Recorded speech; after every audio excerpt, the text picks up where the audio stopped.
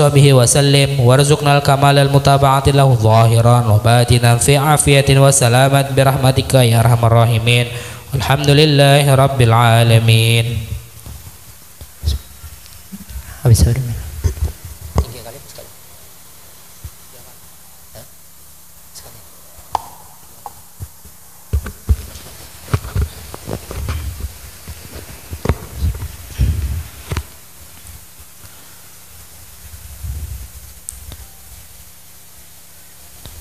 Bismillahirrahmanirrahim.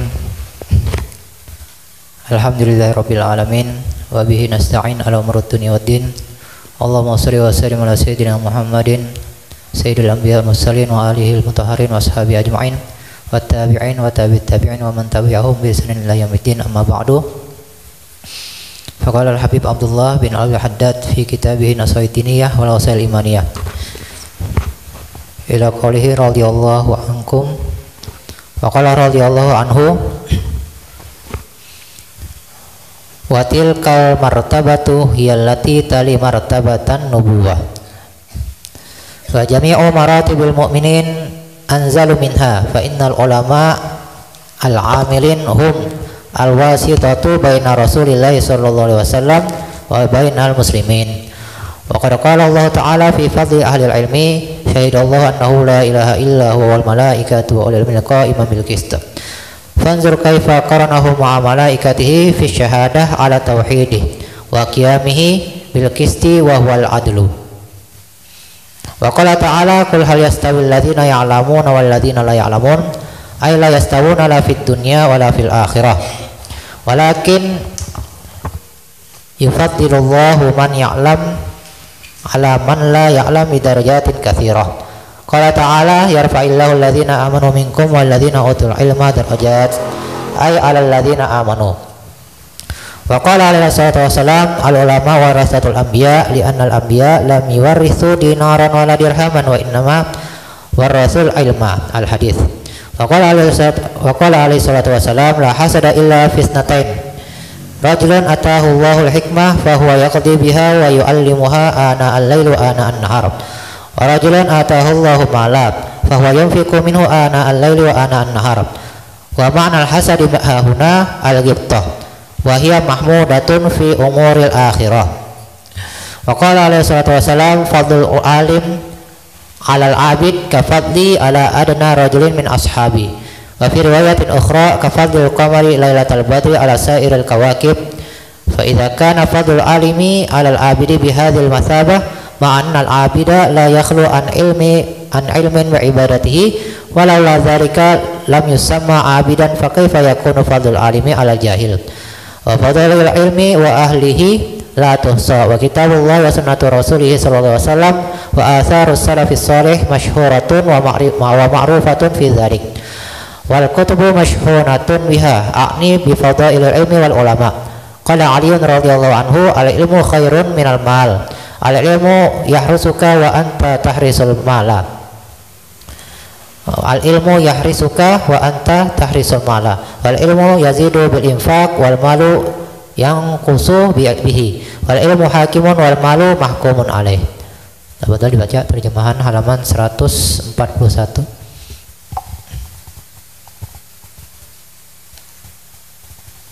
Halaman 141. Qala al-musannif rahimahullahu taala wa nafa'na bihi wa bi ulumihi fid dharaini amin. Radhiyallahu ankum. Martabat para ulama yang beramal. Martabat para ulama yang beramal dengan ilmunya terletak di bawah tingkatan martabat para nabi, menyusul kemudian para mukminin yang lain. Sebab para ulama yang beramal adalah orang-orang yang menjembatani antara Nabi Shallallahu Alaihi Wasallam dengan kaum muslimin. Allah Subhanahu Wa Taala telah memuji kelebihan para ulama di dalam firman-Nya. Syahidallahu annahu la ilaha illa huwa wal malaikatu wa ulul ilmi. Allah menyatakan bahwa tidak ada Tuhan selain Dia. Demikian pula para malaikat dan orang berilmu. Quran surat Al-Imran ayat 18. Perhatikan betapa Allah Subhanahu Wa Taala telah menyejajarkan para ulama dengan para malaikatnya dalam meyakini keesaannya dan melaksanakan keadilannya. Firman-Nya lagi, Qul hal yastawil ladzina ya'lamuna wal ladzina la ya'lamun. Katakanlah, apakah sama orang-orang yang mengetahui dengan orang-orang yang tidak mengetahui. Surat Az-Zumar ayat 9. Seseorang yang tidak berilmu tentu saja tidak sama dengan yang berilmu, tidak di dunia dan tidak pula di akhirat. Karena itu Allah Subhanahu wa taala senantiasa mengutamakan orang yang berilmu beberapa derajat di atas orang yang tidak berilmu. Bas.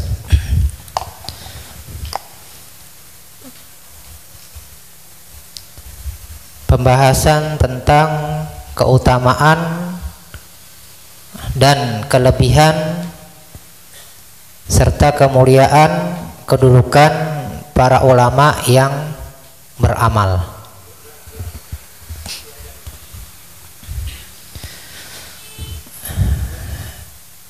Jadi di sini disebutkan beberapa dalil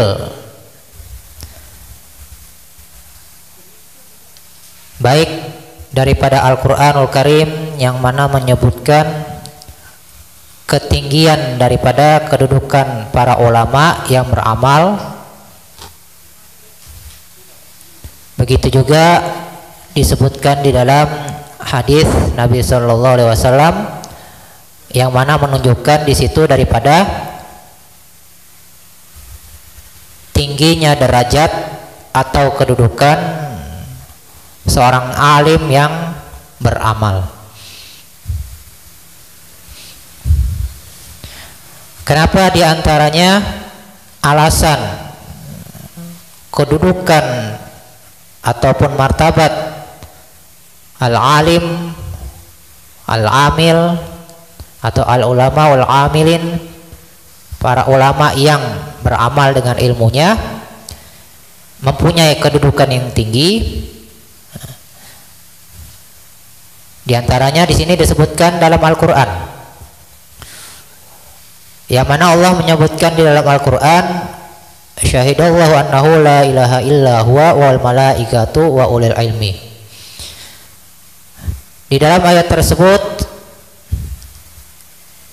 Allah menyebutkan bahwasanya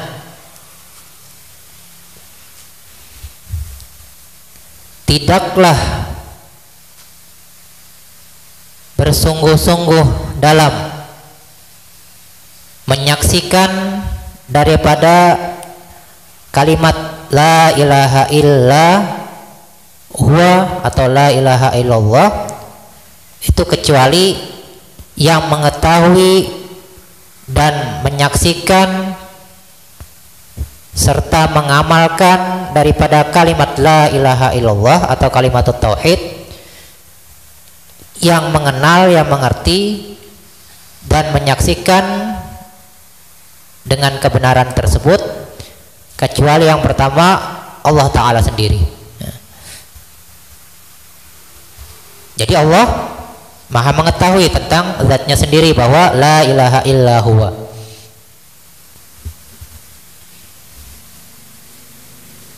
Kemudian yang kedua, Allah menyebutkan para malaikatnya. Para malaikatnya semua menyaksikan dengan yakin, sekalipun tanpa dalil, sekalipun tanpa usaha, tapi dengan kejernihan yang diberikan oleh Allah Subhanahu wa taala kepada para malaikatnya, kemuliaan para malaikatnya, maka dengan tulus menyaksikan bahwasanya la ilaha illa huwa, tidak ada Tuhan yang sebenar-benarnya Tuhan yang patut disembah melainkan Allah Subhanahu wa taala. Kemudian yang ketiga, para orang yang mempunyai ilmu atau seorang yang alim, ulama yang benar-benar menyaksikan bahwa la ilaha illa huwa itu daripada golongan manusia dan jin adalah yang mempunyai ilmu. Entah itu ilmu tauhid ataupun ilmu-ilmu yang berkaitan dengan ketuhanan.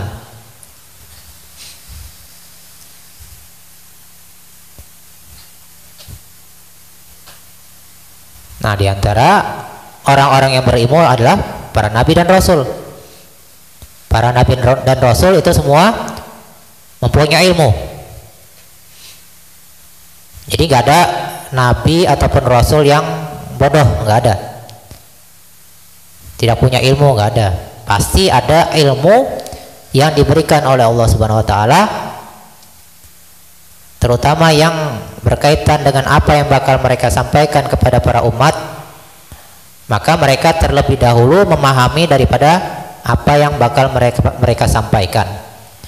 Jadi di antara hal yang menjadi kewajiban para nabi dan rasul adalah menyampaikan bahwasanya tidak ada Tuhan atau la ilaha illallah atau la ilaha illahu, tidak ada Tuhan yang patut disembah melainkan Allah Subhanahu wa taala.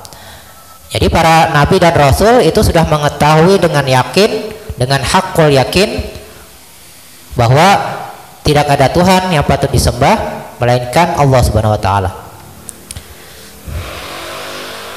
Kemudian di bawah para nabi dan rasul adalah para pengikut daripada nabi dan rasul yang mempunyai ilmu pengetahuan. Di antaranya para sahabat misalnya.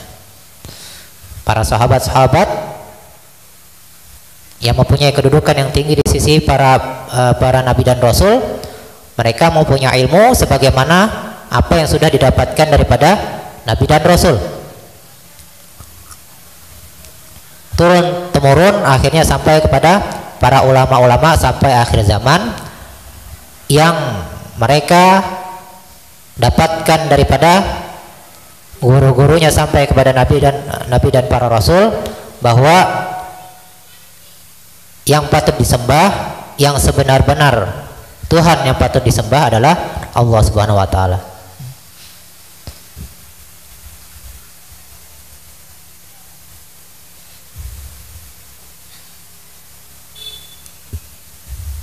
Jadi di situ termasuk nabi dan rasul dan para ulama setelah nabi dan rasul.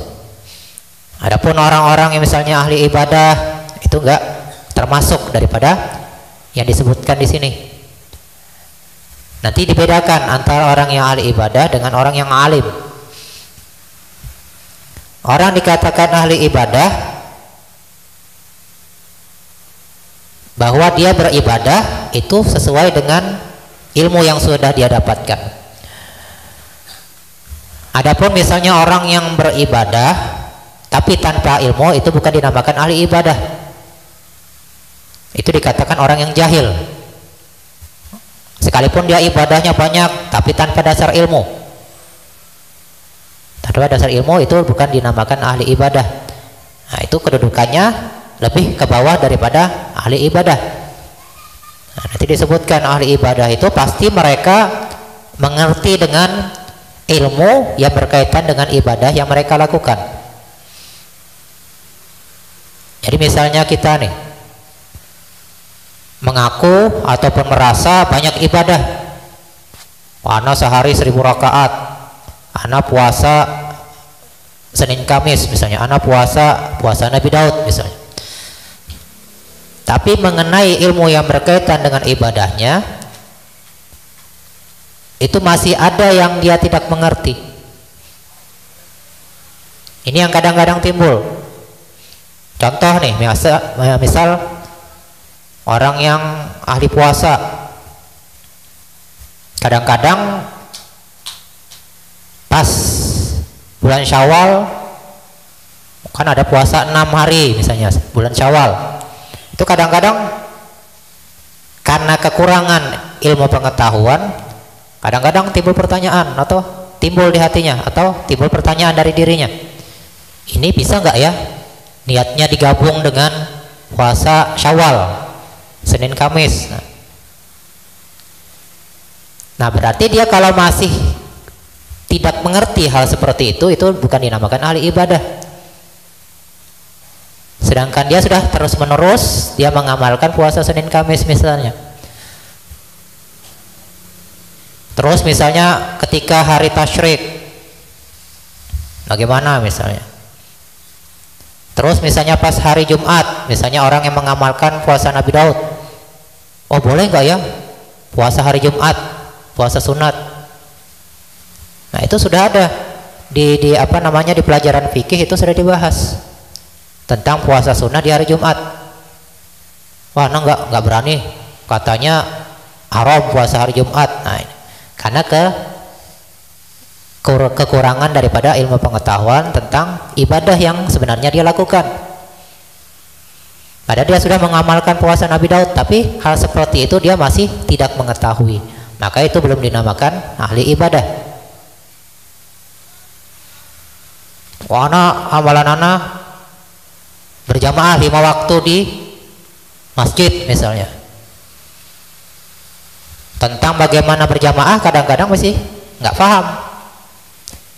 Misal ini imam, sah nggak dijadikan imam? Atau misalnya dari kita sendiri, bagaimana sunnah-sunnah dalam berjamaah, apakah kita sudah mengamalkannya?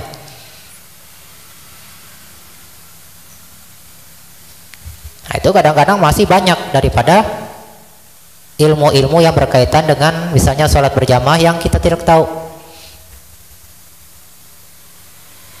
Padahal kita ngaku, wah nah ahli ibadah nih, tiap hari 5 waktu di masjid, gak pernah ketinggalan misalnya takbiratul ihram. Tapi kadang-kadang justru hal yang penting dia tidak mengetahui, sehingga secara syariat sebenarnya apa yang dia lakukan itu tidak sah misalnya.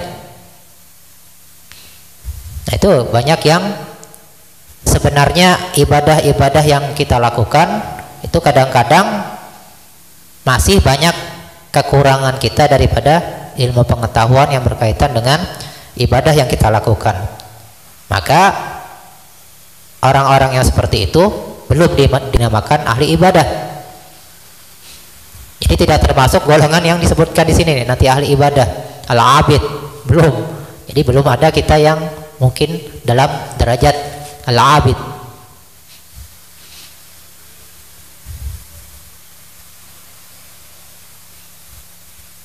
Sehingga daripada gelar daripada Sultanul Ilim atau Sultanul Ulama Al-Habib Salim bin Abdullah bin Umar Syatiri, itu beliau digelar Al-Abid Al-Alim atau Al-Alim Al-Abid. Beliau ini orang alim tapi ahli ibadah.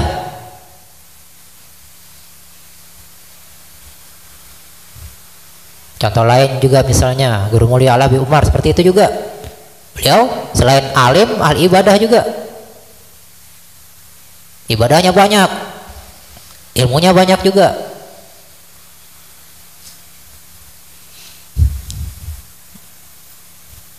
Jadi ibadahnya itu didasari dengan ilmu pengetahuan.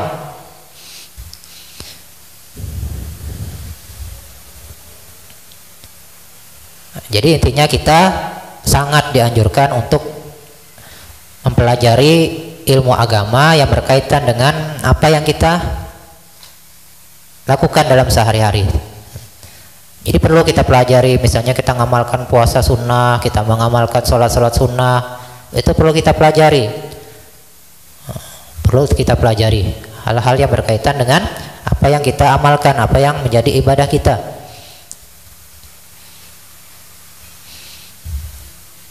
Sehingga beliau mengatakan di sini bahwasanya Allah Subhanahu wa taala mensejajarkan para ulama dengan para malaikat dalam hal keyakinan terhadap keesaan Allah Subhanahu wa taala dan dalam melaksanakan keadilannya.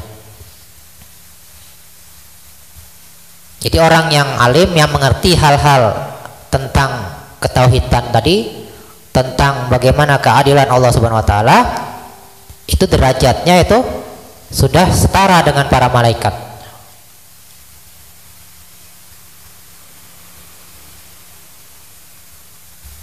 Disebutkan di sini bahkan melebihi daripada para malaikat. Karena daripada kebanyakan ulama yang menyusun daripada kedudukan para makhluk Allah Subhanahu wa taala, Yang paling mulia, yang paling tinggi kedudukannya adalah para nabi dan rasul, baru para malaikat. Jadi para malaikat itu di bawah kedudukan nabi dan rasul. Jadi kalau orang yang alim yang mengamalkan ilmunya itu kedudukannya di bawah nabi dan rasul, sehingga para malaikat ini bisa dikatakan di bawahnya para malaikat, di bawah kedudukan para ulama, atau minimal dikatakan sejajar.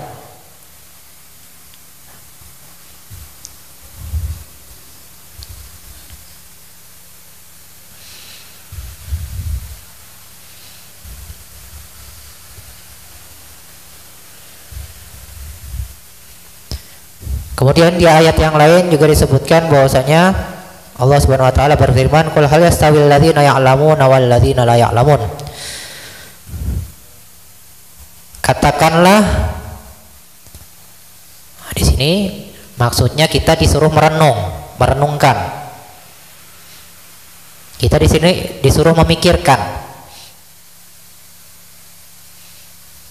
Apakah sama orang yang mengerti dengan orang yang tidak mengerti? Pastilah tidak akan sama. Kita misalnya sebagai seorang guru di sekolah misalnya, pasti kita menilai ini murid yang ngerti, ini murid yang gak ngerti. Kan kadang ada rankingnya, ada nilainya. Karena pastilah berbeda antara orang yang ngerti sama orang yang gak ngerti. Orang yang mempunyai ilmu pengetahuan dengan orang yang tidak mempunyai ilmu pengetahuan pastilah berbeda.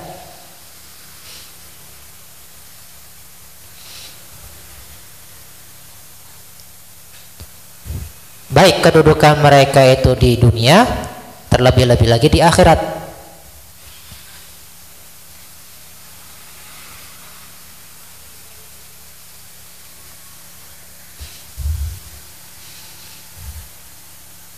Karena itu Allah Subhanahu wa taala senantiasa mengutamakan orang yang berilmu, atau senantiasa melebihkan kedudukan para orang yang berilmu dari segi derajat dibanding orang-orang yang tiada mempunyai ilmu.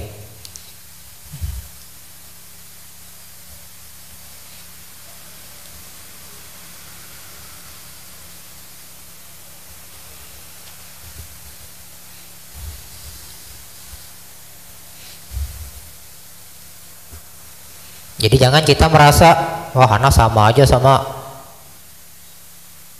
Syekh Fulan, sama-sama manusia. Jangan pernah kita merasa bahwa kita ini ya sama aja lah sama Habib Fulan.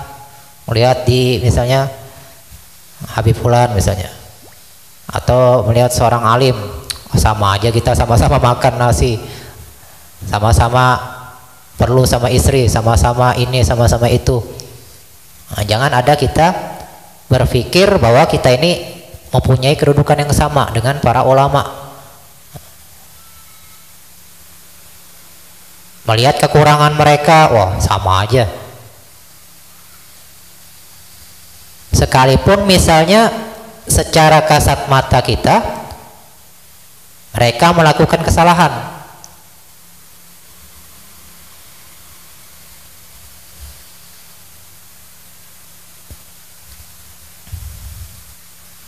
makanya daripada hal-hal yang sangat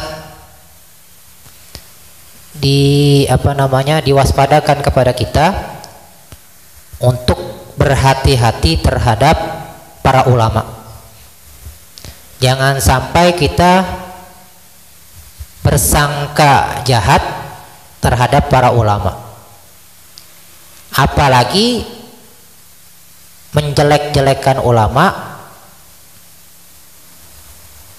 baik secara lisan ataupun secara fisik misalnya. Makanya salah satunya disebutkan ulama itu ibarat sumul masmum, ibarat racun, darah dan citranya ulama itu ibarat racun yang mematikan. Jadi kalau sampai kita misalnya sangka jahat atau menyebut kejelekan mereka misalnya. Nah, itu ibaratnya kita terkena racun. Yang fatal-fatalnya itu bisa menjadi murtad akibat daripada sangka jelek terhadap ulama. Oh, itu katanya orang alim, tapi nggak taunya masuk ke diskotik misalnya. Oh, katanya orang alim itu, tapi nggak pernah ke masjid. Kemudian disebarkan, apalagi sekarang disebarkan di medsos misalnya. Wah, itu apa katanya Habib, ngaku-ngakunya Habib tapi akhlaknya jelek misalnya. Katanya Habib katanya, tapi sering menjelek-jelekan orang. Wah, hati-hati. Sekalipun seperti itu, maka kita harus menjaga lisan kita, terutama hati kita.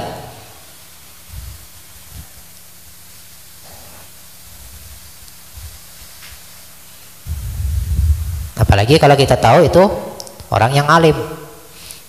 Oh, beliau ini misalnya pernah mengaji sama Syekh Fulan, sama Habib Fulan, pernah mondok di mana misalnya. Wah, apa itu katanya ulama, tapi masuk parpol. Wah, hati-hati gitu. Wah, berarti hubud dunia. Nah, jangan, hati-hati. Kalau kita misalnya melihat salah satu apa yang dilakukan seorang yang alim, udah kita tutup mulut rapat-rapat dan jaga hati kita terhadap mereka, karena kita nggak tahu apa yang mereka lakukan ini kadang-kadang itu sesuai dengan ilmu mereka.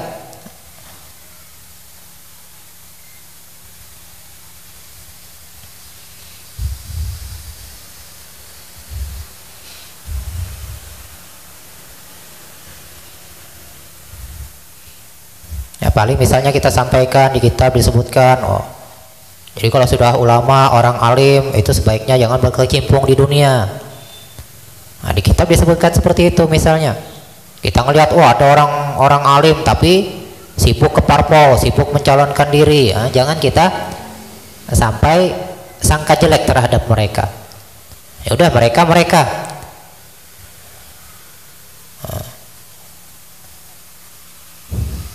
Jadi yang penting mereka, seandainya kita tahu mereka orang yang alim, udah jangan kita jelek-jelekan, jangan sampai kita sangka jelek terhadap mereka, karena Allah sudah menyatakan bahwa kedudukan mereka ini sangat mulia, sangat tinggi di sisi Allah Subhanahu wa taala.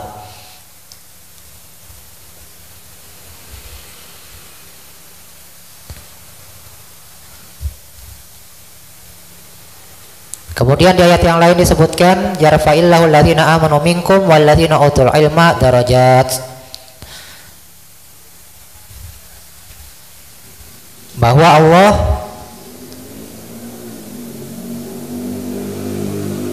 niscaya, ini janji Allah bahwa Allah bakal mengangkat derajat orang-orang yang alim di antara kalian daripada orang-orang yang beriman. Jadi orang-orang yang beriman itu kedudukannya sudah tinggi, dan lebih tinggi lagi orang yang mempunyai ilmu pengetahuan.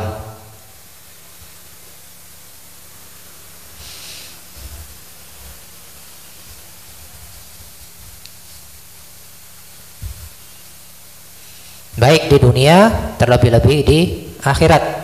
Itu kedudukan para orang yang beriman, terutama itu kedudukannya sudah tinggi dibandingkan orang-orang yang nggak beriman. Ditambah lagi misalnya orang yang beriman, berilmu pengetahuan dan mengamalkan dengan ilmunya, maka semakin tinggi kedudukan mereka di sisi Allah Subhanahu wa taala. Nah, kemudian setelah beliau menyampaikan daripada ayat-ayat Al-Quran yang menyatakan ketinggian kedudukan para ulama, beliau menambahkan lagi daripada hadis Nabi sallallahu alaihi wasallam, di antaranya al ulama warathatul anbiya, innal anbiya lam yuwarithu dinaran wala dirhaman wa innama warathul ilma. Jadi yang menjadi ahli waris para nabi itu adalah orang yang alim. Jadi bukan anak mereka.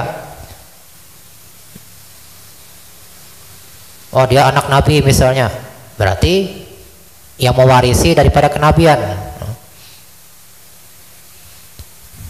Jadi bukan, yang dinamakan ahli waris para nabi dan rasul adalah orang-orang yang alim.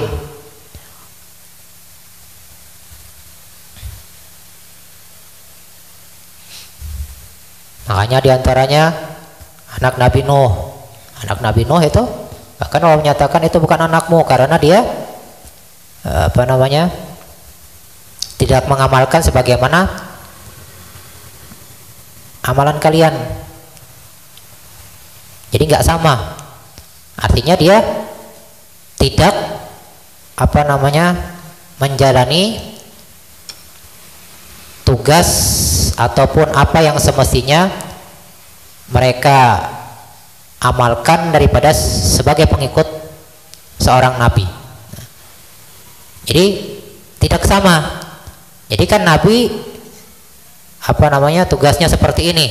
Sedangkan misalnya anaknya Nabi Nuh tidak sama kerjaannya misalnya maksiat.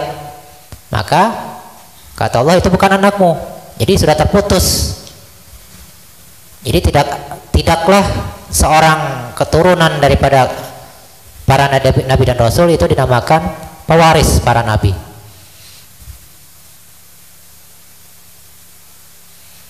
Seperti orang-orang Yahudi di zaman Nabi Sallallahu Alaihi Wasallam, itu mereka merasa bangga dengan keturunan mereka.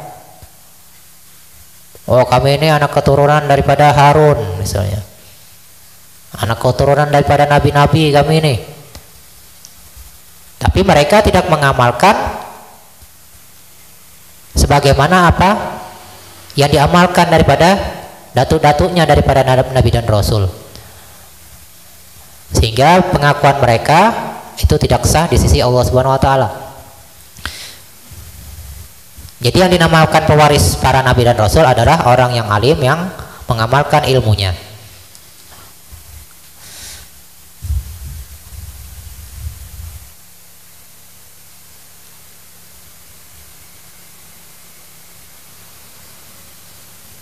Jadi yang diwariskan atau yang dijadikan warisan para nabi dan rasul adalah ilmu ketuhanan, ilmu tentang syariat, ilmu tentang akhlak.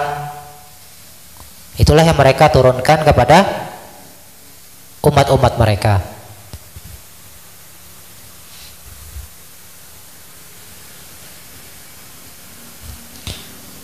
Kemudian sabda Nabi sallallahu alaihi wasallam yang lain disebutkan, la hasada illa fisnatain, rajulin atahu Allahul hikmah fa huwa yaqdi biha wa yu'allimuha ana al-laili wa an-nahar, wa rajulin atahu Allahu malan fa huwa yunfiqu minhu ana al-laili wa an-nahar.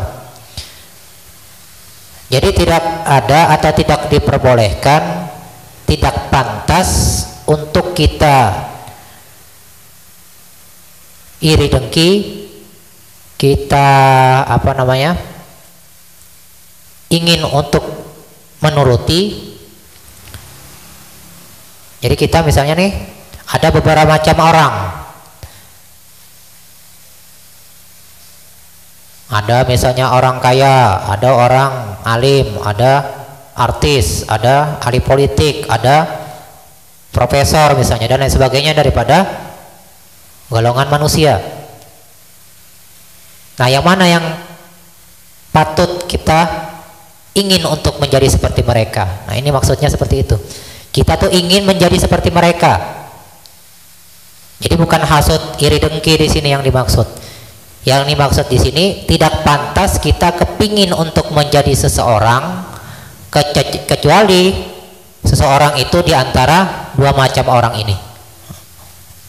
Jadi dari berbagai macam manusia yang patut kita kepingin untuk menjadi seperti mereka adalah yang pertama, yaitu orang yang Allah beri kepadanya al-hikmah, ilmu pengetahuan.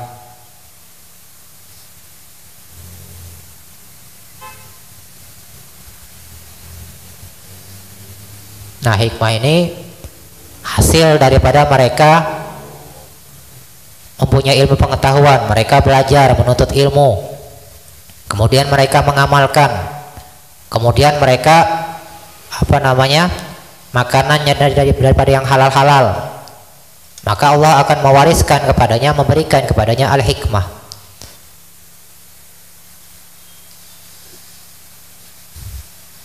Jadi hikmah ini bisa didapatkan orang yang memang dia sudah menuntut ilmu, atau memang Allah memberikan ilmu kepadanya dan dia mengamalkan ilmunya, dan apa yang dia makan, apa yang dia pakai itu semuanya halal dengan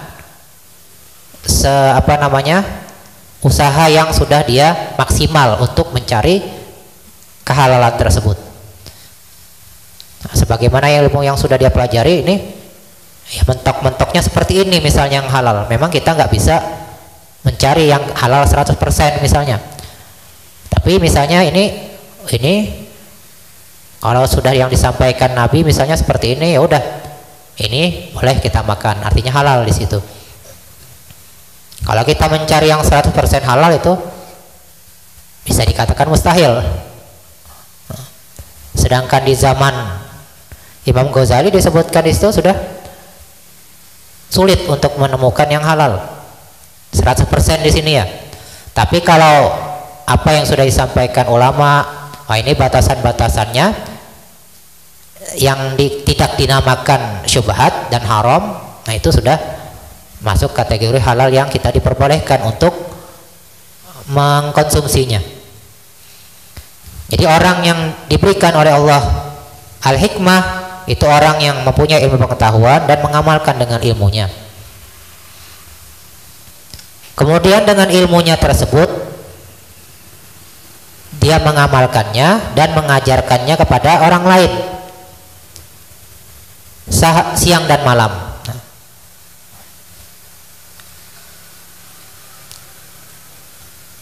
Jadi orang alim di sini bisa dalam artian orang alim yang beramal dan mengajarkan ilmunya. Nah, inilah orang yang patut kita jadikan cita-cita kita. Ini anak kita misalnya, kita misalnya punya anak nih, ente cita-cita ente mau jadi seperti siapa? Coba tanyakan. Nah, yang patut dia jadikan cita-cita misalnya diantaranya ini apa? Melihat misalnya Habib Umar, anak pingin jadi seperti Habib Umar misalnya. Nah itu yang pantas, itu yang cocok untuk menjadi cita-cita seorang manusia. Kalau ngelihat politisi misalnya orasi di mana-mana, anak pingin seperti itu. Lihat pemain bola, anak pingin seperti jadi pemain bola itu. Lihat artis, anak pingin seperti artis. Nah ini nggak pantas kita jadikan cita-cita kita. Jadi yang diantaranya patut kita jadikan cita-cita itu untuk menuruti orang yang diberi Allah ilmu pengetahuan, mengamalkan ilmunya dan mengajarkan ilmunya. Alhamdulillah misalnya kita punya anak, misalnya tanya anak kita, anak apa? Pak, anak pingin tuh jadi seperti Habib Umar, anak pingin tuh seperti Habib Jindan, anak pingin tuh seperti Habib Habib Zain bin Sumit misalnya, anak pingin tuh seperti Habib Taufik misalnya, anak pingin tuh seperti Kiai Haji Abdul Somad misalnya. Itu bagus, dan kita berusahakan, kita dorong anak kita untuk bisa menggapai cita-citanya. Itu adalah sebaik-baik cita-cita.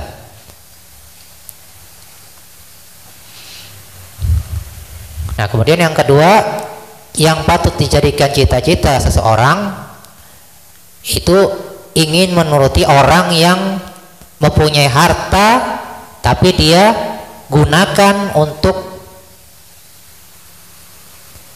kebaikan lillahi ta'ala siang dan malam. Dia habiskan hartanya untuk kepentingan kebaikan. terutama kebaikan di akhirat.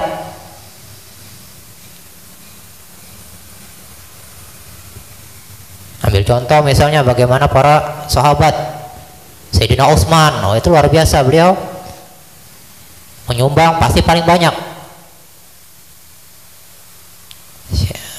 Abdurrahman bin Auf misalnya pasti paling banyak. Jadi berlomba-lomba untuk berinfak di jalan Allah Subhanahu wa taala. Nah, itu yang patut dijadikan contoh daripada seorang manusia.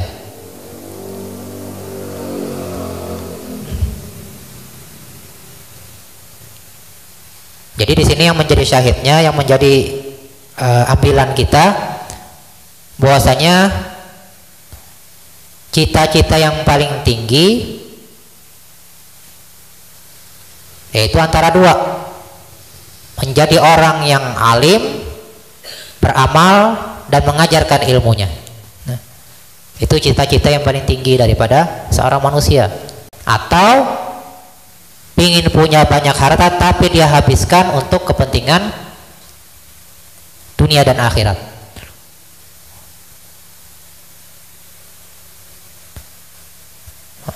Tetapi kenyataannya ini bahkan banyak yang para ulama yang kaya, jadi mereka dapat kedua hal ini. Di antaranya siapa? Banyak. Sayyidina Al-Faqih Muqaddam. Itu kenapa beliau mempunyai kedudukan yang tinggi? Jadi beliau banyak mempunyai kebun-kebun kurma. Jadi kurma yang beliau hasilkan itu semua beliau bagi-bagikan. Jadi beliau selain alim juga luar biasa menghabiskan harta beliau di jalan akhirat. Syekh Abu Bakar bin Salim setiap hari 1000 roti beliau masak dan bagi-bagikan. Itu ada dapurnya sampai sekarang masih ada itu. Setiap hari itu. Setiap hari 1000 roti. Ibarat kita 1000 hari 1000 bungkus lah dibagi-bagikan. Ini saat beliau aja.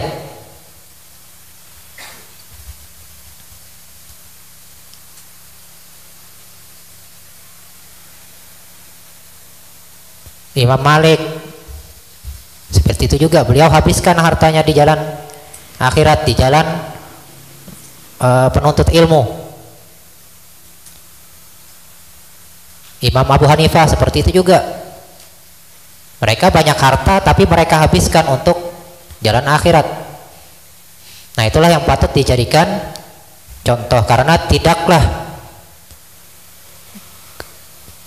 cita-cita yang paling pantas untuk kita idam-idamkan dan merupakan kedudukan yang tinggi, cita-cita yang paling tinggi, melainkan yaitu untuk menjadi orang yang alim, beramal, dan mengajarkan daripada ilmunya. Yang kedua, mempunyai harta tetapi dihabiskan untuk jalan akhirat. Nah, mudah-mudahan Allah Subhanahu wa taala memberikan kepada kita pahaman dan diberikan kepada oleh Allah Subhanahu wa taala hidayah dan taufiknya, bisa mengamalkan apa yang sudah kita peroleh daripada pengajian kita, taklim kita, dan mudah-mudahan Allah menjadikan kita orang-orang yang istiqomah senantiasa di dalam jalan Nabi kita sallallahu alaihi wasallam dan para sholihin, dan kita dimatikan dalam husnul khatimah, amin ya rabbal alamin.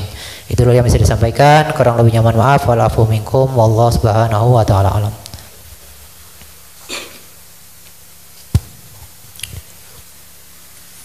La ilaha illallah al-maut